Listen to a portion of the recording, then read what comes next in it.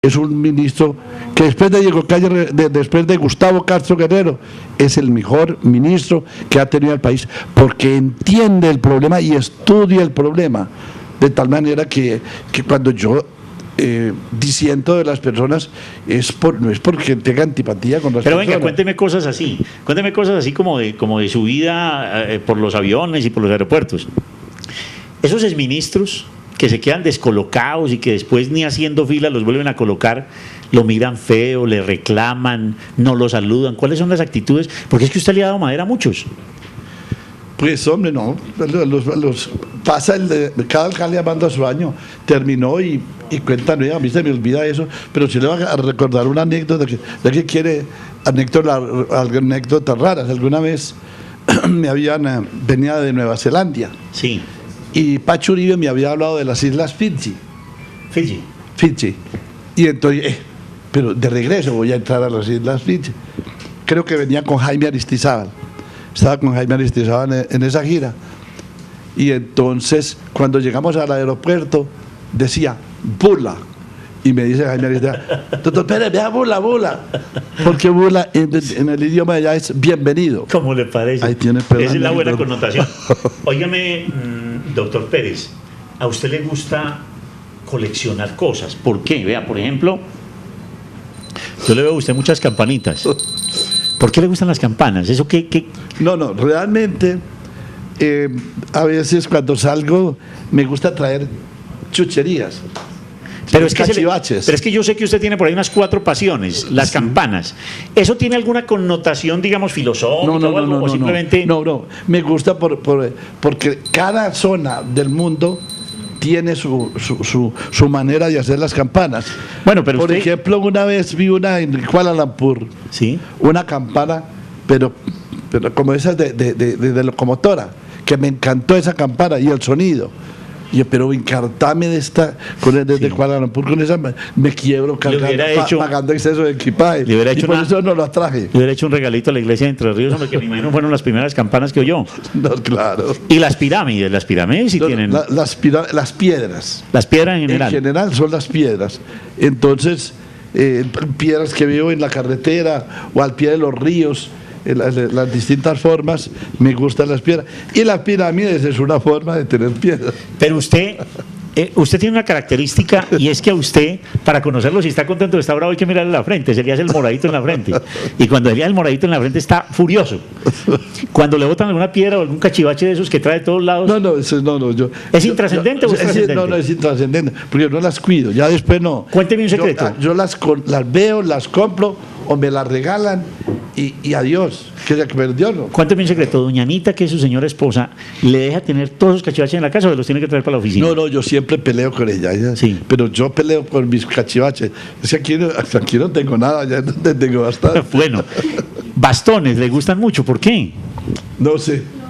¿Le tiene miedo a la vejez o qué? Antes la acepto la vejez. Es para apoyarse. La verdad es que tengo 90 años y la gente me dice, hombre, ¿cómo así usted va a tener 90 años? Oye, hombre, el yogur con lanta. Siempre me ponen a mí a preguntar edades y yo le he hecho las cuentas a usted, pero no he querido porque usted es un secreto como guardado. Yo mejor no me meto en esas honduras. Hombre, usted gira un poco los gustos, ¿no?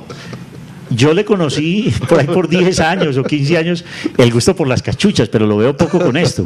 ¿Esto tiene relación con los momentos políticos o qué? No. Porque ahora lo veo mucho con esto.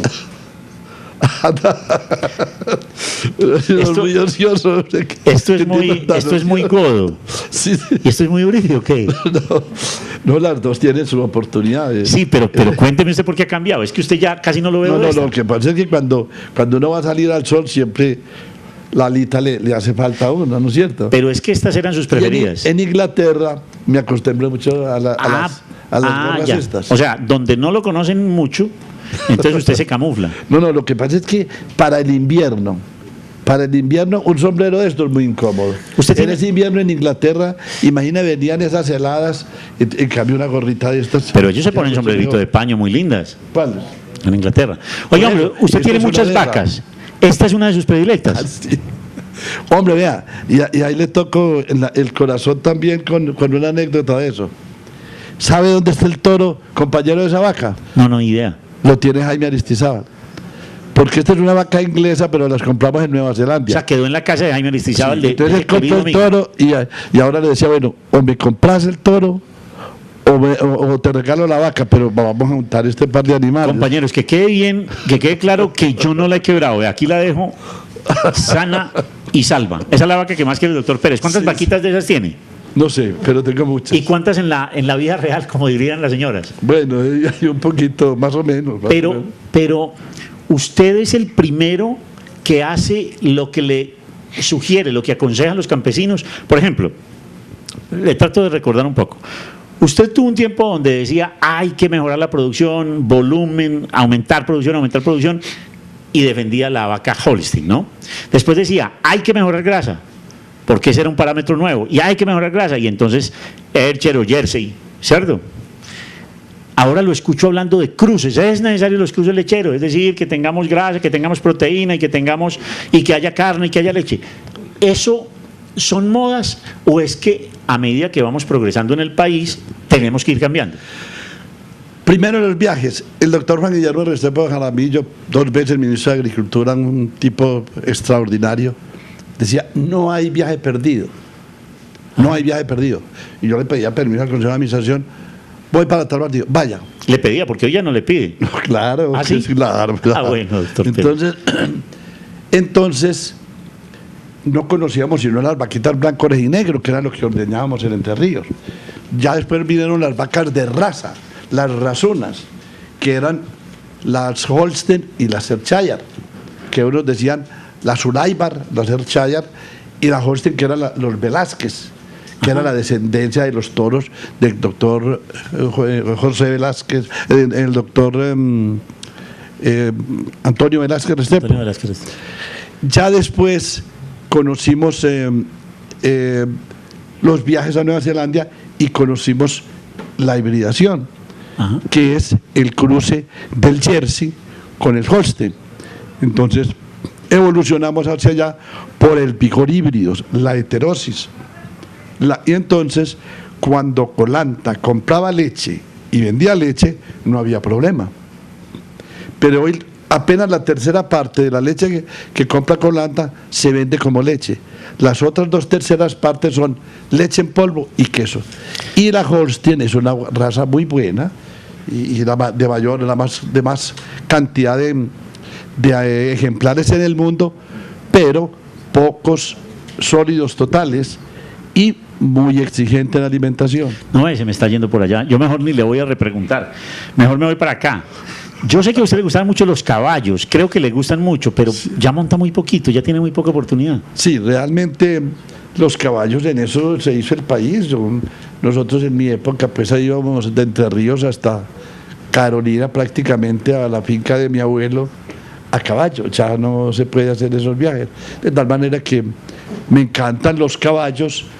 Y fue muy curioso porque decía mi mamá que cómo irían a ser los hijos de ellos, de mi papá y mi mamá, porque mi abuelo Camilo Gutiérrez era enamorado de los caballos y mi papá la misma cosa, quería mucho. Y yo guardo de la descendencia de mi papá, guardo una línea muy buena de esos animales. Pero conserva, tiene caballitos. Pues. Sí, pero lo conservo pues para mí. Yo no soy pues de la afición de comprar una yegua, conseguir un salto bien costoso y pagarle a una persona para que se monte en él.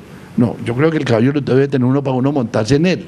No como negocio, sino como un Usted placer. tiene unos amigos políticos muy cercanos que les gusta mucho el hipódromo.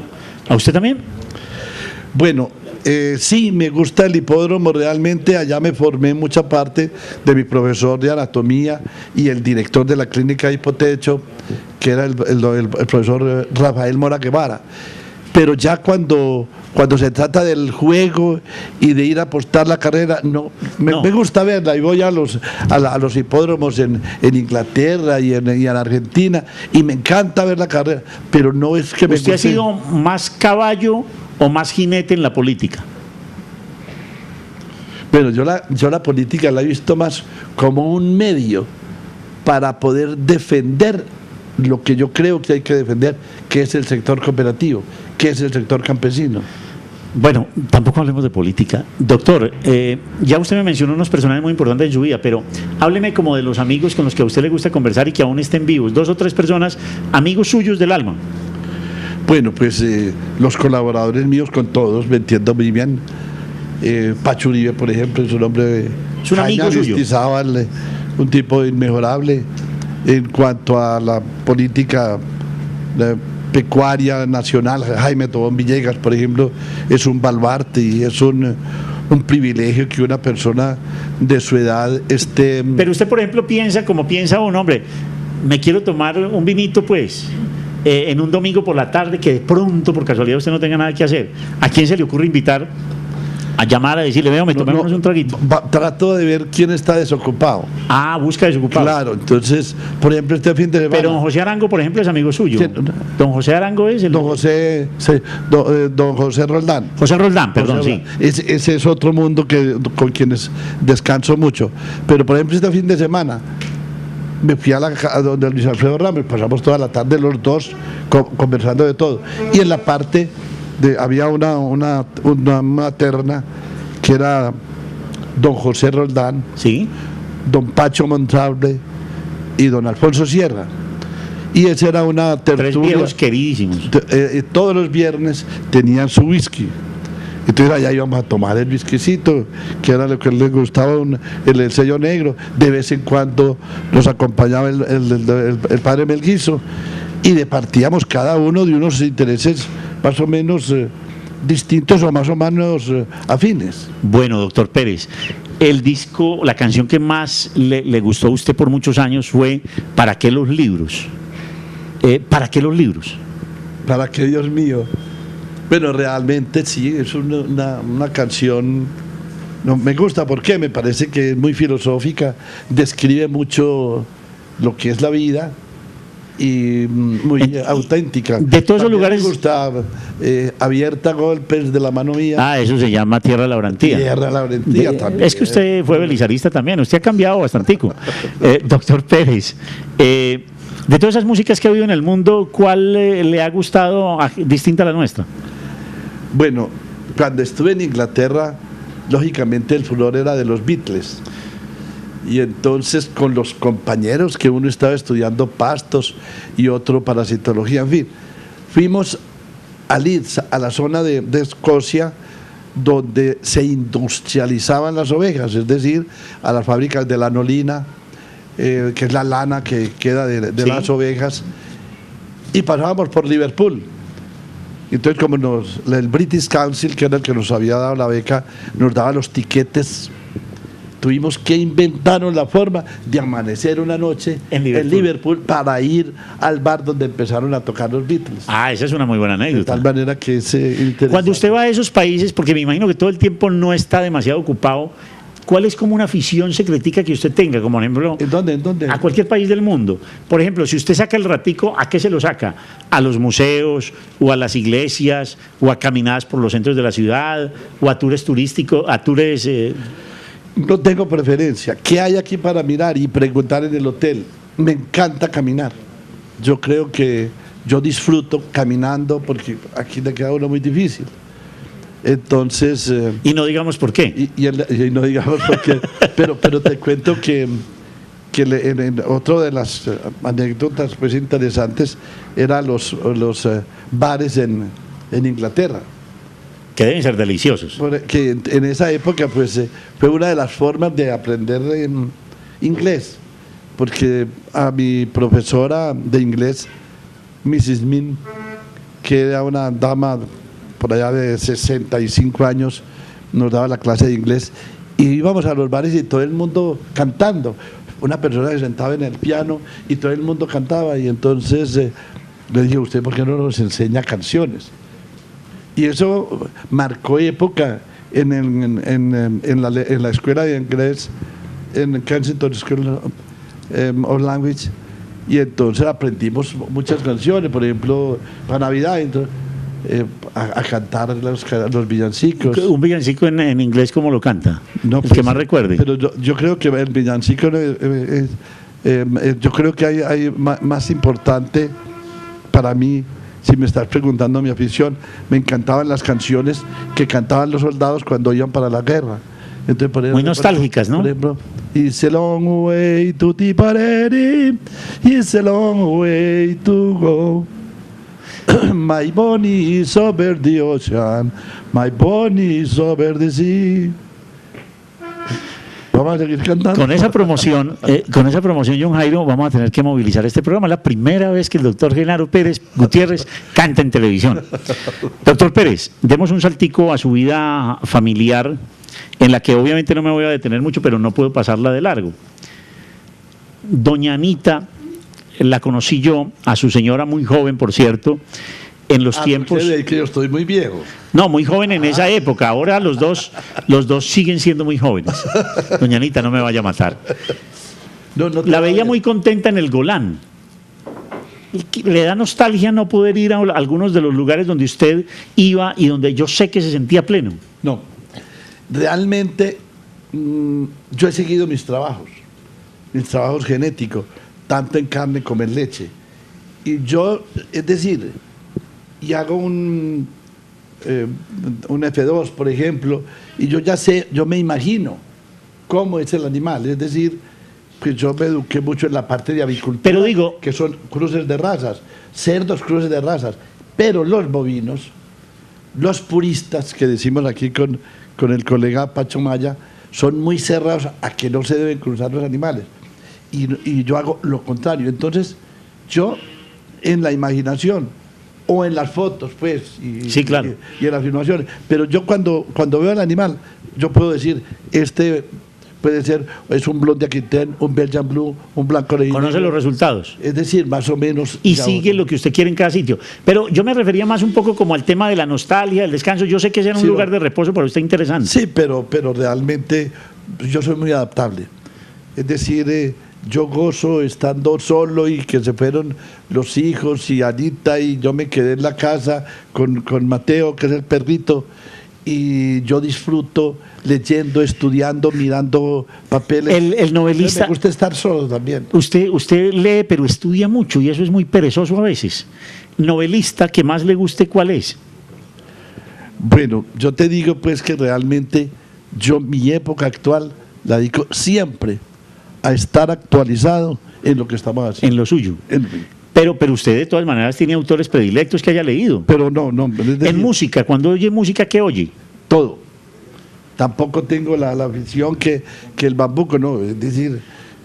o sea, desde lo clásico hasta un tango arrabalero. Exacto, entonces me encanta, por ejemplo, en música, si estoy oyendo a Bach... Pero usted sabe, por ejemplo, quién es Darío Gómez, ¿o no? Sí, claro. ¿Y sabe quién es Shakira?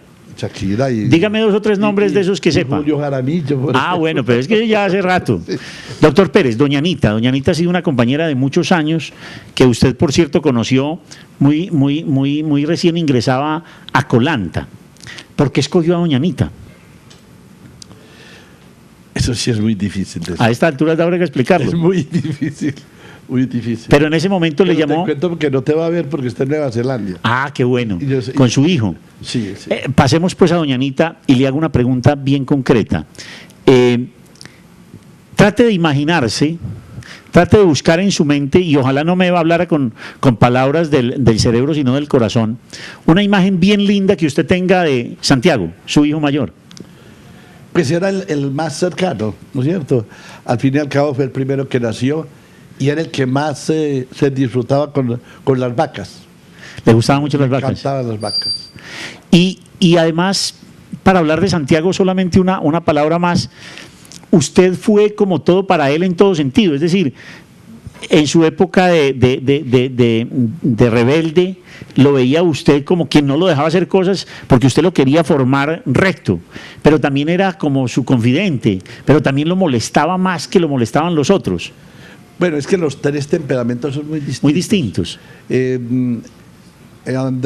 Santiago era hiperactivo. En cambio... pasemos al segundo, Federico, que está hoy en China. Es más flemático. Federico no le importaba nada, era un hombre tranquilo, callado, y Andrés es muy parecido al segundo. Pero Federico quiere seguir muy sus pasos, es como de los 3 el que quisiera de alguna manera heredar un poquito lo que usted ha hecho. Pues sí y no. Yo creo que Santiago era el que más le gustaban las fincas y los animales. Y Federico tiene una actitud, y por eso lo nombraron, en la parte de marketing, de mercadeo. Él hizo su carrera en EAFIT, hizo su especialización en EAFIT, en mercadeo, estaba haciendo su máster y ya tenía su universidad en Estados Unidos para hacer su doctorado. Y el presidente Uribe dijo, hombre, ¿cómo será ese muchacho en 2 años en la China, que ya hable un poco de chino? Claro. ¿Cuántos negocios podrá hacer para el país?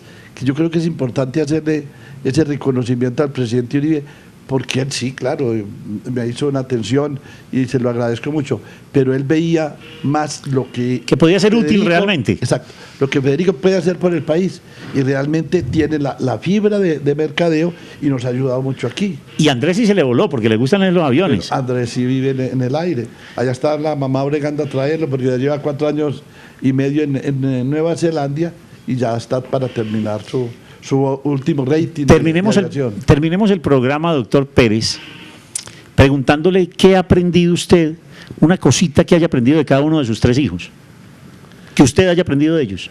Bueno, realmente yo creo que yo he sido supremamente familiar. Sí. En la familia, de tal manera que así fuimos los hermanos, muy hermanados prácticamente, y de los hijos cada uno tiene su modo de ser. Yo, pues, es decir, uno se adapta a ellos, más que uno aprender. Sí, particularizar aprendizajes. Es muy difícil, pues, entrar a describir. Pero en sus mundos y en sus temperamentos y en sus personalidades, usted ha logrado acomodarse a los 3. Sí, es decir, soy demasiado cercano a ellos. Doctor Pérez, 2 preguntas que tienen que ver sí con Colanta, o 3. Una, ¿cómo hace usted y cómo hace Colanta para medir dónde deben estar y dónde no deben estar en toda esta evolución de una cooperativa pequeñita que nace por allá en Don Matías en el 64, si no estoy mal, que en el 74 usted la toma siendo un almacencito pequeño por allá en Cúcuta, entre Colombia y Ayacucho, que en el 78, 76, 77 vuelve planta y que ahora ya es una marca reconocida internacionalmente? ¿Cómo calculan ustedes los movimientos? Porque, por ejemplo, usted tiene su centro lácteo en San Pedro, pero también llegó a la Sabana después incluso de que internamente no le creyeran demasiado. Esas batallas, ¿cómo las pelea usted y cómo pone la óptica? Simple lógica, simple sentido común. Es decir, cuando nosotros entramos a Bogotá, entramos de último. Es decir, la leche que nos sobraba, que hay que hablar de eso, que empezó a sobrar leche en el país, la vendíamos en Pereira. Entonces, cuando el doctor Jorge Cárdenas Gutiérrez me llama a ofrecerme que me vendía la planta o que le vendía a Colanta la planta de Armenia, planeación de Colanta dice, haga ese negocio. Alrededor de Armenia hay 2 millones de habitantes, los mismos de Medellín. Ese negocio da plata en 2 años. A los 6 meses está dando plata a la planta de Armenia. Y en Bogotá vendimos en la costa, en Córdoba, y cero en Bogotá. ¿Por qué? Por difícil. Ah. Porque Bogotá era supremamente difícil sin hacer ningún estudio, a pesar de que tiene tierras muy buenas para producir leche, las mejores del mundo, y es la más desorganizada, la más mal atendida. De leche del no, el más desorganizado de los mercados del país, donde más leche cruda se vende. Hayamos sido un éxito también. ¿Por qué? Por una cosa elemental, y tal vez así empezamos en el programa, hablando de la microbiología. Ese detallito de una leche que no tenga bacterias, es decir, ni contaminación, ni células somáticas, son las que hoy hacen la calidad de Colanta para exportar y la calidad de leche para el alemán que nos asesora en quesos, poder hacer un queso de esas proporciones. Él me decía, bueno, ¿cómo se siente cuando vimos apartar el queso de 600 kilos? Yo, muy preocupado y muy nervioso. ¿Y por qué? Dijo, porque uno hace un queso de estos y por dentro puede estar podrido. Y entonces cuando él abrió, él decía, doctor, me decían, pero el aroma es muy bueno, Carlos, mire, doctor Pérez, ¿sabe una cosa? Con la leche que usted tiene, yo soy capaz de hacerle cualquier maricada. Maravilloso. Y eso en un alemán, sí, claro. Pues, que le ven la calidad, porque es que a eso hemos llegado educando al mismo campesino. Es que transformaron las tierras y que ese campesino tenga esa cultura que no la tiene en Nueva Zelanda, no la tiene Europa, porque no la tiene las posibilidades. La mano de obra es muy costosa. Claro. Eso, al llegar a ese grado de especialización, es muy realizante. ¿Cuántos empleados tiene hoy Colanta? Asociados, trabajadores, 4.200. 4.200. Usted mantuvo hasta último momento, yo no sé si ya soltó un poquito, que todo el que entraba a Colanta, usted casi que lo conocía y usted daba el visto bueno final. ¿Ya no puede o ha mantenido eso? No, se mantiene. Muchos, ¿Y por qué ese secreto, doctor Pérez? No, ¿Por qué? no, me gusta ver. ¿Le gusta? Me gusta ver las personas y este paquete y me gusta ver la letra. ¿Qué veo en la letra? Yo no soy grafólogo, yo soy veterinario. Pero de todas maneras le inspira. Pero, no sé, me gusta. ¿Por qué se metió en cárnicos y por qué se metió en vinos? En vinos para venderle el queso. Acompañante. Más para que, por mi gusto personal de tomar, y yo creo que rebaja el consumo de alcohol. Yo creo que es culturizante porque cada botella, cada cosecha, cada trago de la misma botella es distinto. Y con buen queso no hay mal vino. Entonces es una forma de hacer la cultura del queso. Qué bueno. Y en cárnicos. Y no beber el aguardiente o el arrón por emborracharse, sino el deleite de degustar algo. ¿Y sus vinos quién los produce? Rioja, en España, pero vamos a conseguir otras calidades. Perfecto. Pero sobre la pregunta de la carne, el mismo caso de la leche. Yo no me explico por qué en Colombia se nos metió que el cebú es la mejor carne del mundo. Ajá. Eso no le gusta al 70% de los creadores de ganado en el país, que es cebú. El cebú es una raza que hay que aprovechar su capacidad de estar en tierra caliente, pero hay que meterle bostauros. El cebú es muy bueno para hacer albóndigas. Pero no es la mejor carne, mejor dicho. No es la mejor carne. Pero usted se mete en los cárnicos en una operación de salvamento cooperativo, ¿no? No, yo me meto en los cárnicos porque veo la forma de llevarle al paladar de los colombianos carne de buena calidad. ¿Qué es lo primero? Juventud. Es decir, animales alrededor de 20 meses que tengan siquiera 400 kilos de peso. Bueno, después tendremos tiempo de contar qué fue en ese trayecto. Esta sí es la última pregunta, porque ya como media hora dije que iba a ser la última. Doctor Pérez, ¿usted es más cooperativista o más cooperólogo? Yo soy más cooperativista. ¿Cuál es la diferencia? La diferencia es que hago cooperativismo y el cooperólogo teoriza sobre el cooperativismo. Se sabe todos los derechos y los códigos y todas las obligaciones y todos los decretos. Entonces yo hago cooperativismo. Doctor Pérez, ¿por qué, y despide usted del programa con esa respuesta, por qué usted es un hombre para seguir? ¿Por qué es usted un modelo para mucha gente en Antioquia? No, realmente yo ahí sí soy kantiano. Kant decía, obra en tal forma que la norma que marque tu conducta pueda llegar a ser ley universal. Entonces yo he pensado que uno, el principio rotario, dar de sí antes de pensar en mí. Entonces yo creo que eso realiza a uno. Si uno ve que el país está bien, pues uno está mejor. El doctor Genaro Pérez Gutiérrez, lo hemos tenido en una larga y para nosotros agradable charla que esperamos también para ustedes lo haya sido. Un personaje que había que mostrarles, del que ustedes naturalmente no conocían muchísimos temas, pero que como ustedes ven es un hombre jovial, querido, amable, paisa, pero sobre todo que responde con hechos por lo que dice. Qué bueno poder hablar con él y qué bueno que ustedes nos sigan acompañando en próximos programas. Muchas gracias.